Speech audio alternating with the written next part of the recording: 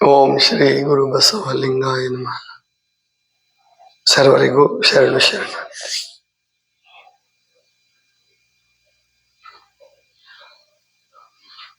ಮಾನವನನ್ನ ದೇವನನ್ನಾಗಿ ಮಾಡುವ ಮಾರ್ಗವನ್ನ ಸಂಶೋಧಿಸಿ ಕೆಲವರು ಹುಟ್ಟಿನಿಂದಲೇ ಅಥವಾ ಸಾಧನೆಯಿಂದ ಆ ದೈವತ್ವವನ್ನು ಪಡ್ಕೊಂಡೇ ಇತರರಿಗೆ ಮಾರ್ಗದರ್ಶನವನ್ನು ಮಾಡಿದರು. ಅವರು ಹೇಳಿಕೊಟ್ಟಂತಹ ಆ ಆಚಾರಗಳು ಇವತ್ತಿನ ಕಾಲದ ಸಂವಿಧಾನದ ಭಾಷೆಯಲ್ಲಿ ಹೇಳಬೇಕಾದ್ರೆ ರೂಲ್ಸ್ ಅಂಡ್ ರೆಗ್ಯುಲೇಷನ್ಸ್. ಬಸವಣ್ಣನವರು ಅವರ ಎಲ್ಲ ಸಮಕಾಲೀನರು ಅದಕ್ಕೆ ಆಚಾರಗಳು ಅಂತ ಕರೀತಾರೆ. ಬುದ್ಧ ಅದಕ್ಕೆ ಅಷ್ಟಾಂಗ ನಿಯಮಗಳು ಅಂತ ಕರೀತಾರೆ. ಅಷ್ಟಾಂಗ ಯೋಗ ಅಥವಾ ಅಷ್ಟ ನಿಯಮಗಳು ಅಂತ ಕರೀತಾರೆ. ಮಹಾವೀರರು ಅವಕ್ಕೆ ಸಮ್ಯಕ್ ಅಂತ ಕರೀತಾರೆ. ಮುಖ್ಯವಾಗಿ ಮೂರು ಅವರು ಹೇಳುವಂಥದ್ದು: ಸಮ್ಯಕ್ ಚಾರಿತ್ರ, ಸಮ್ಯಕ್ ದರ್ಶನ ಮತ್ತು ಇನ್ನೊಂದು ಒಳ್ಳೆಯ ಮಾತು. ಸಮ್ಯಕ್ ಅಂದ್ರೆ ಒಳ್ಳೆಯ, ಸಮಯೇಕ, ಸಮ್ಯಕ್ ಚಾರಿತ್ರ, ಸಮ್ಯಕ್ ದರ್ಶನ ಮತ್ತು ಸಮ್ಯಕ್ ಮಾತುಗಳು. ಇವೆಲ್ಲವನ್ನು ಒಂದೇ ಮಾತಿನಲ್ಲಿ ಹೇಳಬೇಕಾದ್ರೆ ಶರಣರು ಆಚಾರ ಅಂತ ಕರೆದರು. ಆಚಾರಗಳು, ಆಚಾರ ಬಹಳ ಅದ್ಭುತವಾದ ಶಬ್ದ. ಅಂದ್ರೆ ಅಲ್ಲಿಯವರೆಗೆ, ಎಲ್ಲಿಯವರೆಗೆ ನಾವು ನಮ್ಮ ಎಲ್ಲಾ ದೌರ್ಬಲ್ಯಗಳನ್ನು ನೀಗಿಕೊಳ್ಳುವವರೆಗೆ, ನಮ್ಮ ಎಲ್ಲ ಇತಿಮಿತಿಗಳನ್ನು ದಾಟುವವರೆಗೆ, ಕಡೆಗೆ ದೈವತ್ವವನ್ನು ಸಾಧಿಸುವವರೆಗೆ ಕರೆದುಕೊಂಡು ಹೋಗುವ ಸಾಮರ್ಥ್ಯ ಯಾವುದಕ್ಕಿದೆಯೋ ಅದೇ ಆಚಾರ ಅಥವಾ ನಿಯಮಗಳು, ರೂಲ್ಸ್ ಅಂಡ್ ರೆಗ್ಯುಲೇಷನ್ಸ್. ನಾನು ಸುಮಾರು ಒಂದು 10 ವರ್ಷಗಳ ಹಿಂದೆ, 15 ವರ್ಷದ ಹಿಂದೆ ಇರ್ಬೋದು, ಅಥವಾ 11, 12 ವರ್ಷದ ಹಿಂದೆ, ನಾವು ರಾತ್ರಿ 12 ಗಂಟೆ ಬರ್ತಾ ಇದ್ವಿ. 12 ಗಂಟೆ ಮಠಕ್ಕೆ ಬರ್ತಾ ಇದ್ವಿ. ಹುಲಿಕಟ್ಟಿ ಕ್ರಾಸಲ್ಲಿ ಬಲಗಡೆ ತಗೊಳ್ಳುವಾಗ ಅವಾಗ ಡ್ರೈವಿಂಗ್ ಮಾಡ್ತಾ ಇದ್ದ ಅವನು ಚಂದ್ರು ಅಂತ ಒಬ್ಬಿದ್ದ, ಚಿತ್ರದುರ್ಗದವನು. ಅವನು ಇಂಡಿಕೇಟರ್ ಹಾಕದ. ನನಗೆ ನಾನು ಗಮನಿಸ್ತಿರ್ತೀನಿ. ನನಗೆ ಸಂತೋಷ ಆಯ್ತು. ಪರವಾಗಿಲ್ಲ, ಇಷ್ಟೊತ್ತಿನಲ್ಲೂ ಇಂಡಿಕೇಟರ್ ಹಾಕಿ ಬಲಗಡೆ ತಗೊಳ್ತಾರೆ. ಎಷ್ಟೋ ಜನ ಬೈಕ್ನವರು ಆಕ್ಸಿಡೆಂಟ್ ಮಾಡ್ಕೊಳ್ಳೋದು ಇಂಡಿಕೇಟರ್ ಹಾಕ್ಲಾರದಕ್ಕೆ. ಹೋಗ್ಬಿಡೋಣ, ಯಾರು ಇರಲ್ಲ, ಅಷ್ಟೊತ್ತಿಗೆ ಯಾರೋ ಬಂದ್ಬಿಡ್ತಾನೆ, ಕಂಟ್ರೋಲ್ ಮಾಡೋಕ್ಕಾಗಲ್ಲ, ಇಬ್ರು ಒಬ್ರಿಗೊಬ್ರು ಡಿಕ್ಕಿ ಹೊಡ್ಕೊಂಡು ಸತ್ತೋಗ್ತಾರೆ ಅಥವಾ ಗಾಯ ಮಾಡ್ಕೊಂತಾರೆ. ಇಂಡಿಕೇಟರ್ ಹಾಕೋದು ಒಂದು ನಿಯಮ. ನಾವು ಯಾವ ಕಡೆ ಹೋಗ್ತೀವಿ ಅಂತ ಹೇಳಿ ದೂರದವರಿಗೆ ಗೊತ್ತಾಗುತ್ತೆ. ಅವನು 12-12:30 ಗಂಟೆಯಲ್ಲಿ ಯಾರು ಇರಲ್ಲ ಅಂತ ನಾವು ಅಂದ್ಕೊಂಡಿದ್ವಿ. ಅವನು ಹಾಕಿದ ಡ್ರೈವರ್ ನಿಯಮ, ಡ್ರೈವರ್ ಪಾಲಿಸ್ಬೇಕಂತ ಕರ್ತವ್ಯ.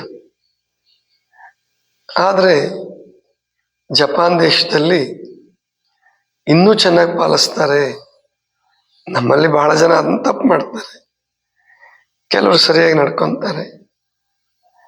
ಜಪಾನ್ನಲ್ಲಿ ನಡೆದ ಘಟನೆ ಇಬ್ರು ಬೇರೆ ಬೇರೆಯವರು ಹೇಳಿದ್ರು. ಅಂದ್ರೆ ಒಬ್ರಿಗೊಬ್ರು ಪರಿಚಯ ಇಲ್ಲ ಅವರು, ಮತ್ತು ಹೋದ ಸಂದರ್ಭನೂ ಬೇರೆ ಬೇರೆ. ಆದ್ರೆ ಇಬ್ರು ಅದೇ ನಿಯಮವನ್ನು, ಒಬ್ರು ಬರ್ದಿದ್ದು ಓದಿದ್ದೆ, ಒಬ್ಬರ ಹತ್ರ ಪ್ರತ್ಯಕ್ಷ ಕೇಳಿ. ವಿಶ್ವೇಶ್ವರ ಭಟ್ರು ಜಪಾನ್ ಬಗ್ಗೆ ಬರೆಯುವಾಗ ಒಂದು ಸಂಗತಿ ಬರೀತಾರೆ. ರಾತ್ರಿ 11 ಗಂಟೆಗೆ ಅವರು ವಾಕಿಂಗ್ ಹೋಗಿರ್ತಾರೆ, ನಿದ್ದೆ ಬರಲ್ಲ ಪ್ರಯಾಣದಲ್ಲಿ, ಅಥವಾ ಅವಾಗ ಅವ್ರಿಗೆಲ್ಲ ನಿದ್ದೆ ಸರಿಯಾದ ಸಮಯಕ್ಕೆ ಬರುತ್ತೆ ಅಂತ ಹೇಳಕ್ಕಾಗಲ್ಲ. ಪತ್ರಕರ್ತರಿಗೆ ಮತ್ತು ತುಂಬಾ ಪ್ರವಾಸ ಮಾಡೋರಿಗೆ ಯಾವಾಗ ಬೇಕಾದ್ರೂ ನಿದ್ದೆ ಬರ್ಬೋದು. ಅದು ಬಂದಾಗ ಅವ್ರು ನಿದ್ದೆ ಮಾಡಬೇಕು, ಇಲ್ಲ ಅಂದ್ರೆ ಅವರು ಆ ಸಮಯದಲ್ಲಿ ವಾಕಿಂಗ್ ಮಾಡ್ಕೋಬೇಕಾಗತ್ತೆ. 11 ಗಂಟೆಗೆ ಹಾಗೆ ಊಟ ಮಾಡಿ ವಾಕಿಂಗ್ ಹೋಗಿರ್ತಾರೆ. ಟೋಕಿಯೋದಲ್ಲೇ, ಮತ್ತೆ ಬೇರೆ ಕಡೆ ಅಲ್ಲ, ರಾಜಧಾನಿ. ಒಂದು ರಸ್ತೆ ಬರುತ್ತೆ, ಆ ರಸ್ತೆ ತಿರುವು ಅಂದ್ರೆ ಹೋಗ್ಬೇಕು ತಿರುಗಿ, ಅದು ಕೂಡ ಸರ್ಕಲ್. ಲೈಟ್ ಏನು 3 ಲೈಟ್ಗಳಿರ್ತಾವಲ್ಲ, ರೆಡ್, ಗ್ರೀನ್, ಯೆಲ್ಲೋ. ಅದು ಒಬ್ಬ ವ್ಯಕ್ತಿ ನಿಂತಿದ್ದಾನೆ, ಬೇರೆ ಲೈಟ್ ಬಿದ್ದಿದೆ, ರೆಡ್ ಲೈಟ್ ಬಿದ್ದಿದೆ, ಸುಮ್ಮನೆ ನಿಂತಿದ್ದಾನೆ. ಯಾವ ಗಾಡಿಗಳು ಇಲ್ಲ ಅಲ್ಲಿ, ಯಾವ ವಾಹನಗಳು ಇಲ್ಲ, ಜನರು ಇಲ್ಲ. ಅಂದ್ರೆ ಅವರು ರಾತ್ರಿ ಪ್ರಯಾಣ ಮಾಡಲ್ಲ ಬಹಳ ಜನ. ಇವನು ನಡ್ಕೊಂಡು ಹೋಗ್ತಿದ್ದ, ರೆಡ್ ಲೈಟ್ ಬಿತ್ತು. ನಮ್ಮಲ್ಲಿ ಪ್ರಾಯಶಃ ಮಂತ್ರಿಗಳು ಸಹಿತ, ಸಾಮಾನ್ಯ ಜನರನ್ನು ಬಿಟ್ಬಿಡೋಣ, ಮಂತ್ರಿಗಳು ರೆಡ್ ಲೈಟ್ ಬಿದ್ದರೆ, ಯಾರು ಇಲ್ಲದೆ ಹೋದ್ರೆ, ವಾಹನಗಳಿಲ್ಲದೆ ಹೋದ್ರೆ ಯಾರು ನಿಲ್ಲಲ್ಲ, ಸುಮ್ಮನೆ ಹೋಗ್ಬಿಡ್ತಾರೆ.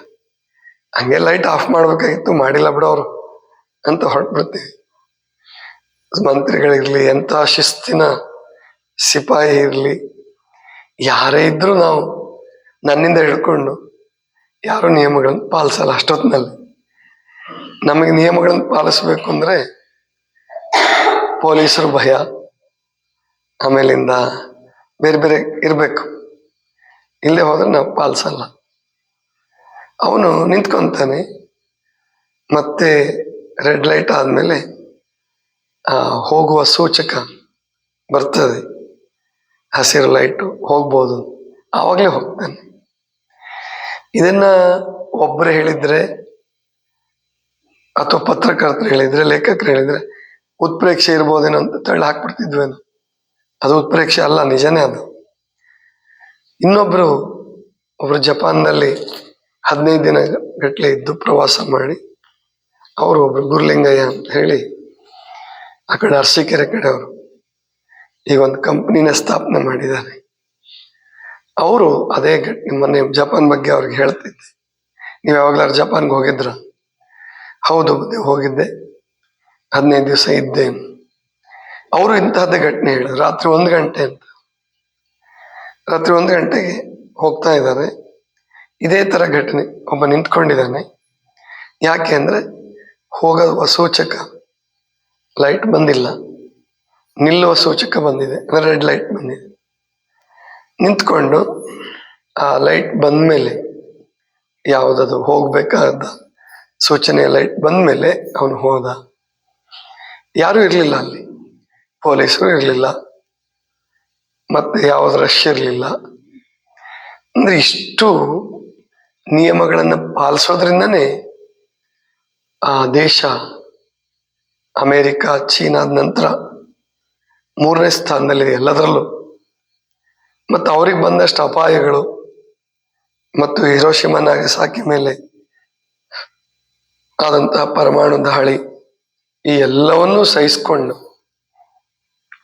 ಅರಗಿಸ್ಕೊಂಡು, ಮತ್ತೆ ಚೀನಾದವ್ರಿಗಿಂತ ಮುಂದಿದ್ರು ಮೊದಲು. ಮತ್ತು ಜಪಾನ್ ಮತ್ತು ಚೀನಾ ಮತ್ತು ಅಮೆರಿಕ ಜಪಾನ್ಗಿಂತ ಎಲ್ಲದರಲ್ಲೂ ಜಾಸ್ತಿನೇ, ಭೂಮಿಯಲ್ಲಿ ಜಾಸ್ತಿ ಇದೆ. ಅಂದ್ರೆ ಜಪಾನಿನ ಎಷ್ಟೋ ಪಟ್ಟು, 20 ಪಟ್ಟು, 30 ಪಟ್ಟು, 40 ಪಟ್ಟು ಅಮೆರಿಕ ಜಾಸ್ತಿ ಇದೆ. ಚೀನಾವು ಜಾಸ್ತಿ ಇದೆ, ಜನಸಂಖ್ಯೆ ಜಾಸ್ತಿ ಇದೆ. ಪ್ರಾಕೃತಿಕ ಸಂಪನ್ಮೂಲಗಳು ಅಮೆರಿಕದವ್ರ ಹತ್ರ, ಚೀನಾದವ್ರ ಹತ್ರ ಪ್ರಾಕೃತಿಕ ಸಂಪನ್ಮೂಲಗಳು ಬೇಕಾದಷ್ಟೇ. ಇವ್ರಿಗೆಲ್ಲದರಲ್ಲೂ ಲಿಮಿಟೇ ಇದೆ. ಸಣ್ಣ ದೇಶ, ಜನಸಂಖ್ಯೆನೂ ಬಹಳ, 12-12.5 ಕೋಟಿ. ಆಮೇಲಿಂದ ಪ್ರಾಕೃತಿಕವಾಗಂತೂ ಆಶೀರ್ವದಿತ ದೇಶ ಅಲ್ಲ ಅದು. ಪ್ರಾಕೃತಿಕವಾಗಿ ಅದು ಅನುಗ್ರಹ ಪಡೆದಿಲ್ಲ. ಭೂಕಂಪಗಳು, ಅಗ್ನಿ ಪರ್ವತಗಳು, ಸಮುದ್ರದ ದ್ವೀಪಗಳೇ ಜಾಸ್ತಿ ಅಲ್ಲಿ, ಸುತ್ತ ಸಮುದ್ರನೇ. ಇಂಥದ್ರಲ್ಲಿ ಅವರಷ್ಟು ಚೆನ್ನಾಗಿ ಬದುಕಬೇಕಾದ್ರೆ, ಅಂತ ಒಳ್ಳೆ ರಾಷ್ಟ್ರವನ್ನು ಕಟ್ಟಬೇಕಾದ್ರೆ ನಿಯಮಗಳು ಮತ್ತು ಆಚಾರಗಳು ಮತ್ತು ಸಾಂಪ್ರದಾಯಿಕ ನಂಬಿಕೆಗಳೇನಿದಾವಲ್ಲ, ಸಾಂಪ್ರದಾಯಿಕ ನಂಬಿಕೆಗಳು, ಆಚರಣೆಗಳು, ಅವು ಎಲ್ಲವನ್ನು ಅವರೇನು ಮೂಢನಂಬಿಕೆ ಅಂತ ತಿರಸ್ಕಾರ ಮಾಡಿಲ್ಲ. ಉಡಾಫೆಗಳ ರೀತಿಯಲ್ಲಿ ಅಥವಾ ಏನೋ ಬದುಕಿದ್ರಾಯ್ತು ಅಥವಾ ಉದ್ದೇಶಪೂರ್ವಕವಾಗಿ ವಿರೋಧಿಸೋದು, ವಿರೋಧಕ್ಕಾಗಿ ವಿರೋಧ ಮಾಡೋದು, ಈ ರೀತಿ ಇಲ್ಲ ಅವರಲ್ಲಿ.